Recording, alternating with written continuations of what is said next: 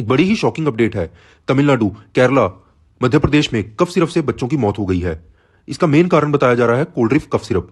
Cold drink में मिला है डाई इथाइलिन ग्लाइकोल और इथाइलिन ग्लाइकोल। ये ऐसे फ्लूइड्स हैं जो नॉर्मली पेंट्स, गाड़ियों की ब्रेक फ्लूइड्स और प्लास्टिक आदि में मिलते हैं, ना कि मेडिसिन में। और ये फ्लूइड्स बॉडी में जाकर टॉक्सिक एसिड्स बनाते हैं जो लीवर, किडनी और ब्रेन को इंपैक्ट करते हैं। बच्चों को कम मात्रा में देने से भी ये जानलेवा हो सकते हैं। डब्ल्यूएचओ के मुताबिक 2022 से अब तक 300 प्लस बच्चों की डेथ हो चुकी है।